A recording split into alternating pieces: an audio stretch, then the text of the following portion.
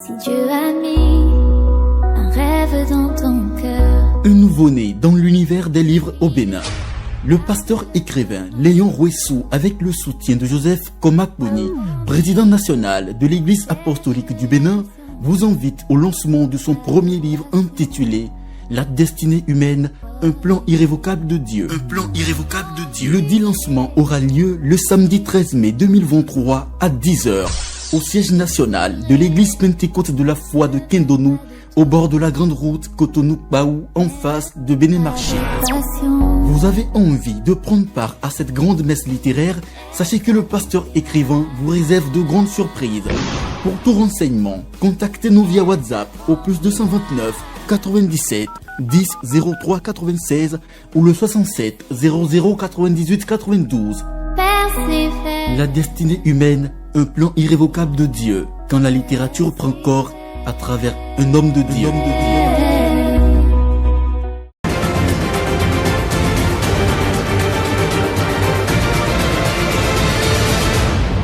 Guéri TV Monde, le leader des Web TV au Bénin.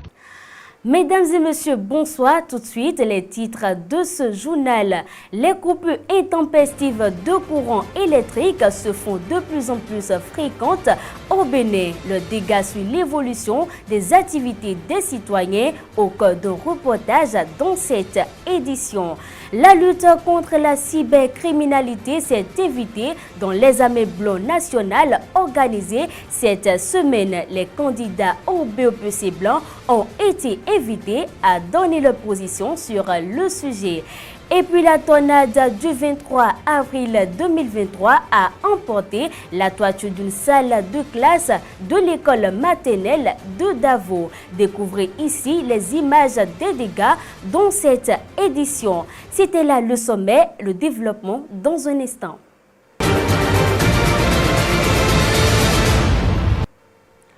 Nous ouvrons cette édition avec cette brève en Conseil des ministres. Ce mercredi 26 avril 2023, il a été procédé à l'approbation des statuts de l'Agence nationale de développement des patrimoines touristiques, désormais dénommée Agence nationale des patrimoines touristiques. Il faut par ailleurs signaler qu'un nouveau directeur a été nommé à la tête de cette agence en remplacement de l'ancien Edmond Toli. Et dans un autre registre, depuis quelques mois, les coupures intempestives de courant au Bénin ont repris. Un problème qui occasionne déjà une baisse du chiffre d'affaires de certains travailleurs béninois. Une équipe de la rédaction a interrogé quelques-uns sur le sujet. Reportage. Déjà plusieurs semaines que durent les coupures intempestives de courant électrique et les Béninois sont maintenant à bout de cette situation qui empiète sur le bon déroulement de leurs activités.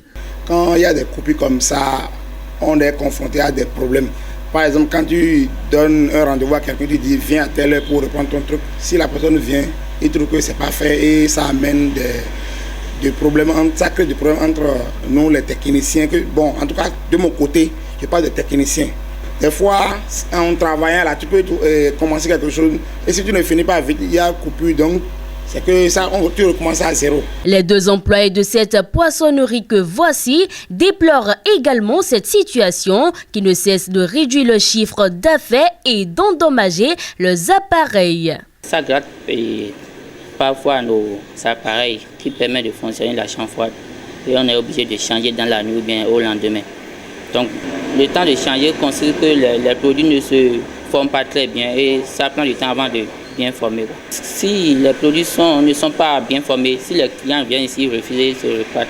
Les poissons sont décongelés, quand on vend ça aux clients, les clients parlent. Et puis j'essaie de l'expliquer, ce n'est pas notre problème, c'est le problème de courant. Au-delà de la baisse de son chiffre d'affaires, ce technicien s'est vu obligé de se procurer d'un disjoncteur pour se mettre à l'abri des dommages créés sur les appareils par ces coupures d'énergie électrique. Des fois, si le courant vient comme ça, là, c'est que la tension du courant est un peu élevée, puis ça grille des appareils parfois.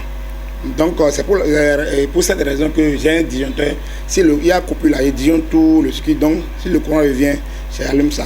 pour éviter les pertes. Rappelons que les coupures remarquées depuis quelques semaines sont dues à l'effacement des 40% de la ligne de fourniture du Ghana et du Nigeria. Le Bénin ne dispose donc désormais que de 60% d'énergie pour desservir toute l'étendue du territoire. Les populations invitent alors le gouvernement à se pencher davantage sur la question afin qu'une solution durable soit trouvée.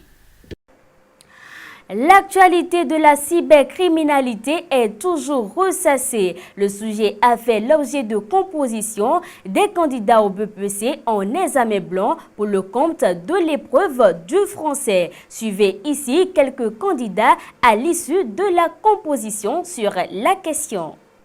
Le sujet 1 parle de la cybercriminalité.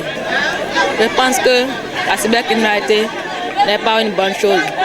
La cybercriminalité, ça parle de GAI. Je dis merci à Talon d'avoir donné l'autorisation aux polices d'attraper les jeunes qui veulent faire le GAI. Eux, ils disent que l'étudiant fait l'étude jusqu'à terminale, on ne trouve pas de travail. C'est à cause de ça que eux là veulent faire la supercriminalité. J'ai dit à ces gamins de stopper la supercriminalité parce que si ça termine un jour, eux ils peuvent rien faire. J'ai traité le sujet numéro 2. Je n'avais pas traité le sujet 1 parce qu'il n'y avait pas des idées sur le sujet 1. J'ai traité le sujet 1. Et j'ai voulu parler des phénomènes de gaiement qui s'observent aujourd'hui.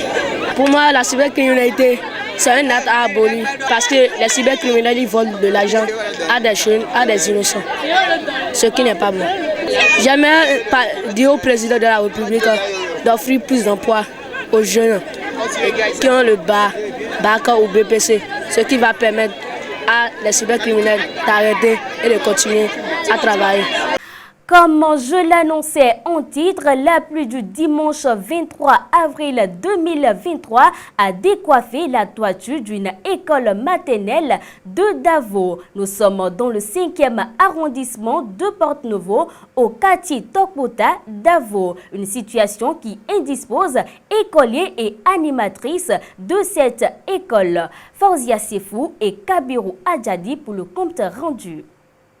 Toiture décoiffée, murs fissurés, salles inexploitables. C'est ce qui reste de la maternelle 1 de l'école primaire publique de Davo après la pluie qui s'est abattue sur la ville de Porte-Nouveau le dimanche 23 avril dernier. Nous avons constaté après l'averse que notre toiture a été décoiffée. En effet, l'école maternelle publique de Tokbota abrite 2 vieilles classes comme vous constatez, et qui abrite les enfants de la maternelle. C'est une vieille classe qui a été construite depuis 1960 que le bureau APE a réfectionné pour créer l'école maternelle en 2008 qui a commencé par fonctionner en 2009. Cette situation vient s'ajouter aux problèmes existants et non résolus. Plusieurs fois, nous avons contacté les autorités de la mairie, du ministère pour nous trouver un module ou des modules sur notre domaine qui nous a été octroyé derrière le groupe B là-bas,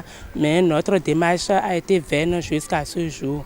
À la reprise des classes le lundi matin, nous avons compilé tous les élèves dans une seule classe qui actuellement a un effectif pléthorique de 134 enfants, ce qui nous revient très difficile à gérer. La directrice de l'école maternelle affectée par la tornade appelle au secours les autorités politico-administratives en charge de l'éducation des enfants. Ce que nous souhaitons, c'est que la mairie se déplace de toute urgence pour venir constater les dégâts et nous aider à trouver une solution.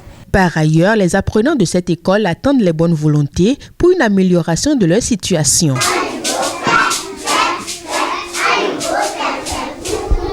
Ainsi s'achève, mesdames et messieurs, ce journal. Merci pour votre aimable attention et suivez désormais en continu Guérit TV Monde sur le site gueritvmonde.bj. À demain.